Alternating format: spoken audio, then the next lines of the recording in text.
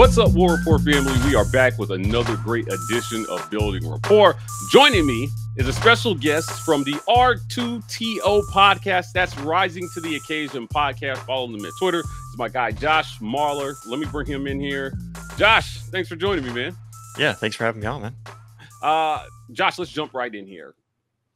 Oklahoma is now in the SEC, and in this expanded SEC, we're going to get to see some games that normally would only be bowl games. Now, Auburn has not had a great history versus Oklahoma in the last few tries, but I want to talk to you a little bit and let our listeners hear a little bit about what to expect from Oklahoma coming into this game.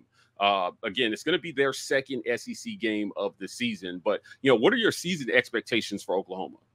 I think overall, I think you have to be realistic with it as an Oklahoma fan, understanding this schedule is one of the toughest in the nation. I would say Brutal. Florida is probably the only one I can think of that's harder.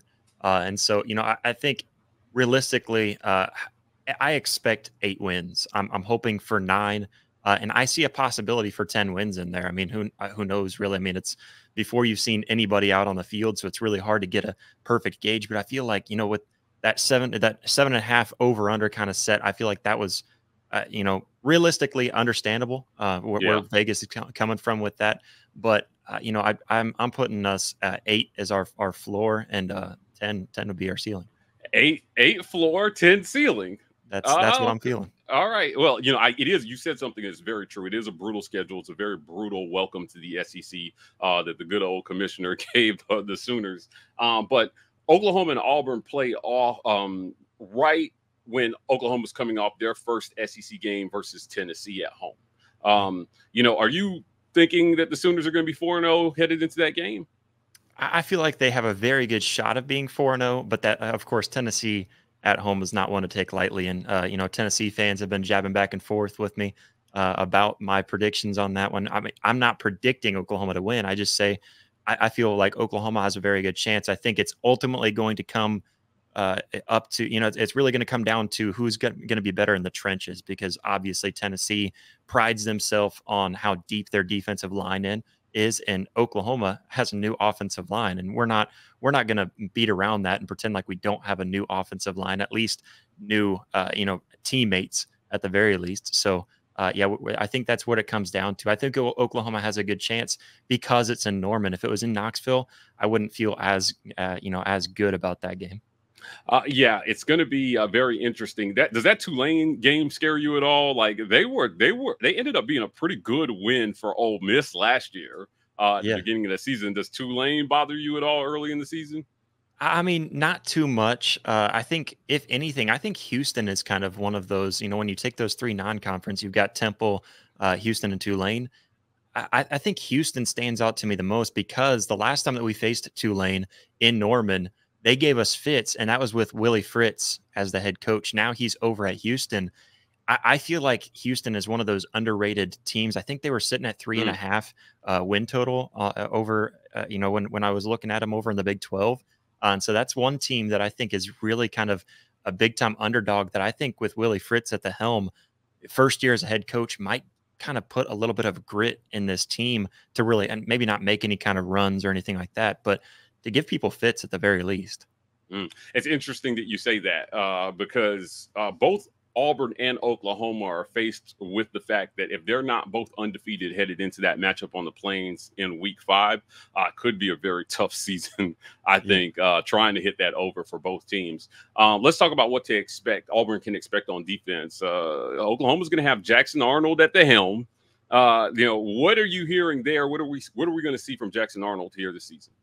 What I'm hearing from the outside media is how turnover prone Jackson Arnold is. And you know what? I'm really excited that, I'm really happy that all of those turnovers were in a bowl game that, let's be honest, in today's world doesn't matter as much when you're not making it to the New Year's Six Bowl. It doesn't matter as much. Now we want to have that win. We don't want to see him throw those interceptions, but I would much rather see him throw those interceptions in his first big start as an Oklahoma quarterback in a bowl game that we can afford to lose, and it doesn't really go on our record per se. So, I'm looking at what I've seen in camp from him. I know he has the capability. He has an extremely high ceiling. I do have some concerns, especially with a new offensive line trying to gel together.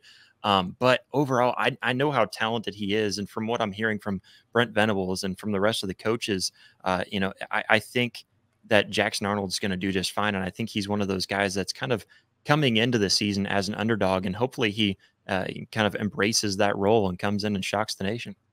Venables has cut his cloth as a defensive coach. So on the defensive side of the ball, what are you expecting from the Sooners there? Is this going to be another classic Brent Venables defense that we see here in the first year of the SEC? Yeah, looking at first year Oklahoma, that defense, you have to realize a lot of people want to give Brent Venables a hard time about that 6-win season as a first season coach. But first time as a head coach ever for Brent Venables. And like you said, a defensive coach. He was always a defensive coordinator. He's got national titles under his belt as a defensive coordinator, both at Oklahoma and Clemson. But that first year, really building off of the guys that he was given from Alex Grinch's defense. And let's be honest, that was an atrocious defense with guys that were really undersized to compete against big wide receivers. And then you look at the second year defense, he got some of his guys in. He was able to get to the transfer portal and get some guys in. On top of that, building upon the guys that he liked that were on his roster, like Danny Stutzman and Billy Bowman and even Woody Washington stepping up. This year, I really expect to see a big step forward. I'm feeling like this is a top 10, top 15 defense in the nation, which if that's the case, then most likely probably in the top 5 in the SEC. And that's just kind of the feel that you get from it. Of course, we don't know for sure how it's all going to work out, but they're giving this offense, who we know has firepower, a lot of issues in these fall scrimmages. So I've got a lot of high hopes, and specifically over in the secondary, being the deepest secondary that I can remember off the top of my head. It's got to go back a long ways, maybe back to the Brent Venables defensive coordinator days for Oklahoma, in order to see this deep of a room in the secondary. So very excited about the defense. I think they're going to be very tough. Flipping back to the offensive side of the ball, Oklahoma didn't have a top 10 rusher in the Big 12 last year. The leading rusher, I believe, was Gavin Sawchuk. Sawchuk, right? Yeah, I so. What are you looking for there? If Jackson Arnold falters, right, is Oklahoma going to be able to lean on the run game versus Auburn here coming to the Plains? Yeah, last year it seems like Oklahoma really just kind of struggled more or less with injuries in the running back position. I think for one, you have of course Gavin Sawchuk, like you mentioned. He was in there. I don't think he really had any injuries, but he wasn't that starting main back that we leaned on in the beginning of the season. Javonte Barnes was one of those guys, and he really didn't get a whole lot of playing time and didn't have a great season because of injuries.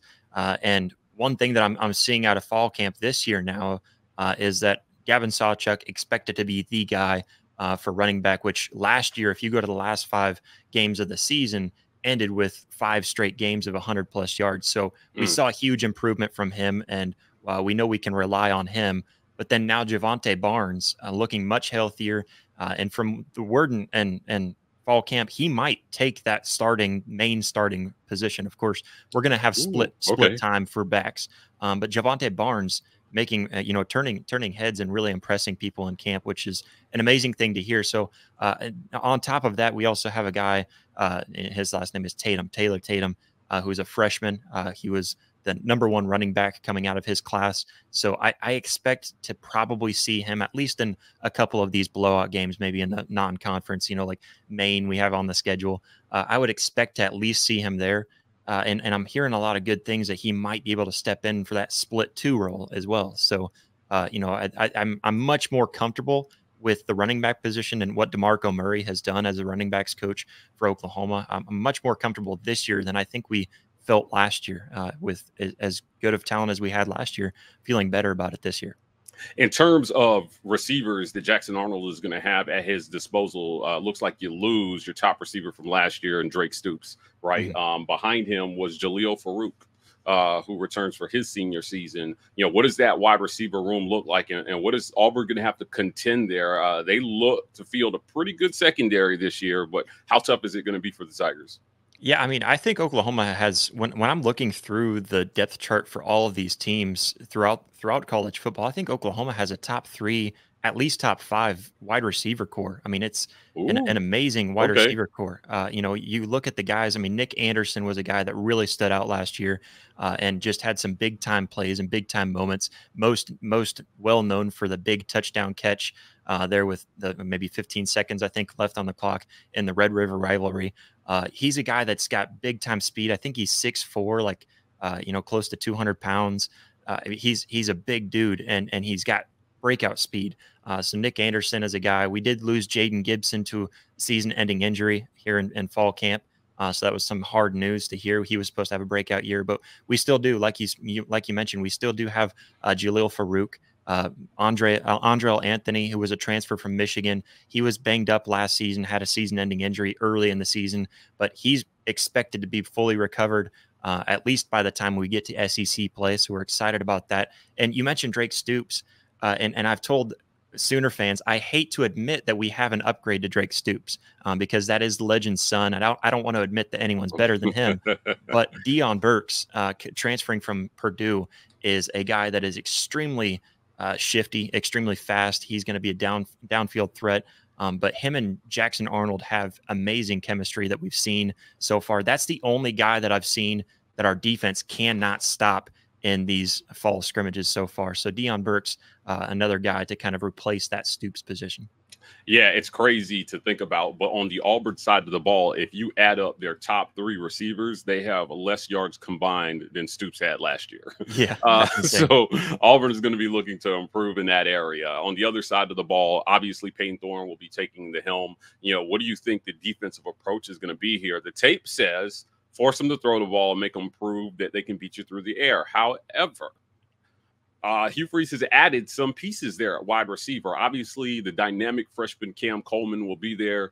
He's going to start from game 1, but they also went out and got Keandre Lambert-Smith, Penn State's leading receiver from last year, who kind of slots in, you know, in terms of production on the same level as Farouk, right? So, Yeah. you know, how do you think that they're going to defend Auburn here coming to the Plains? Yeah, obviously, your secondary's got to do their job. You know, wherever you're picking up, you've got to do your job. But like you said, I think stopping the run, not necessarily forcing them to throw the ball, but stopping the run to make them to where they're not able to open up that run game, I think is more, if that makes any sense. So, I mean, yeah, I think that's big because obviously Auburn's going to have a good running attack. You know, we're worried about that for sure. But making sure your defensive line is able to stand in the trenches. And I think we've got a good defensive line and good depth there. And then, of course, you know, you got guys like Danny Stutzman who are able to stand up there as linebacker and help out there in the middle. But the biggest thing I see, because what we saw from Peyton Thorne last year was very underwhelming. You know, it wasn't a great performance last year. And so what I see, For sure. yeah, and so what I see, I do think he's going to be much better this year. He had more time to practice with this team. Like you said, he's got much better weapons on the outside. But if you can get back there and disrupt him, if there's a way for you to get through and disrupt his rhythm and be able to get to him and maybe put him on his back a couple of times, I think that's key for this Oklahoma defense to be able to stop that passing game and not have to worry so much about putting so much pressure on your secondary. So I think getting to Peyton Thorne, because I know that that's probably the weakest spot if I'm you know, putting it that way. And I'm not saying that he's going to be bad. I think he's going to have a better season. But I think that is the weakest spot on the offense. So I would like to see you know, Oklahoma be able to get to Peyton Thorne and kind of stop the passing game that way rather than just forcing them to pass. I think you're right there. We'll see teams try to lean on that pass game heavy. It's going to be important that they put something on tape early to make Oklahoma respect the passing game headed into that matchup on the Plains. Josh, let's close out here with some predictions. I got to get you on the record. What do you see here? What is your prediction for this game? Give me a winner and a loser, and give me a roundabout on a score. Yeah, I mean, I've gone back and forth. It is close enough where I think I'm comfortable. This is my preseason prediction. I'll probably Sure. release a closer prediction right before game time, hopefully. But right now, I mean, I'm feeling. I know Auburn's going to be tough, but I've just got so much optimism going into the season, knowing how good this defense is. I think it's going to be a really close game. I'm picking a field goal to separate it. I think that 2.5 minus 2.5 for Oklahoma is just about perfect right now where I see it. I'm going to pick Oklahoma. Maybe let's say 25-28. Oh, 25-28. Yeah, That's I'm like an under 30 because I think both defenses are going to be great. mhm. And let's be honest, Oklahoma's offense may not be as explosive as we are used to seeing. But they might. I think Oklahoma's offense is more going to try to complement that defense as much as possible and win the games through our defense. I agree with you. I think that the SEC defenses are going to present somewhat of a different challenge for not only Oklahoma, Mhm. but Texas joining the conference. You've got the best coaches in the country, best collection of coaches in the country that you're going to go up against week in and week out. Yeah. So, look, man, we'll check back in with you in week 5 to see how we're both doing with our predictions. I've got Auburn winning this one. The only thing I will tell you is I expect both teams to be somewhere between 30 and 40 points in this one. I think Yeah. the offense is outperform our preseason expectations, and hopefully we get a good one for Oklahoma's first visit to the Plains. Josh, before we get out of here, tell people where they can find you. Yeah, absolutely. Like you mentioned, I'm a host of Rising to the Occasion. You can find us on all the podcast platforms, all of that, even over on YouTube. Just search for Rising to the Occasion. I also have a Sooners specific podcast over here with the War Report, the Sooner Spotlight. So go check that out as well. If you're an Oklahoma fan, want to hear news about Oklahoma, that's where you get it. Guys, that's it for another great edition of Building Rapport. My guy, Josh Mahler from the Rising to the Occasion podcast. Follow them on Twitter or the number 2 TO podcast on Twitter or X. And follow us on every social media platform. We are the War Report, TW Report on TikTok. I'm signing off. And as always, War Eagle.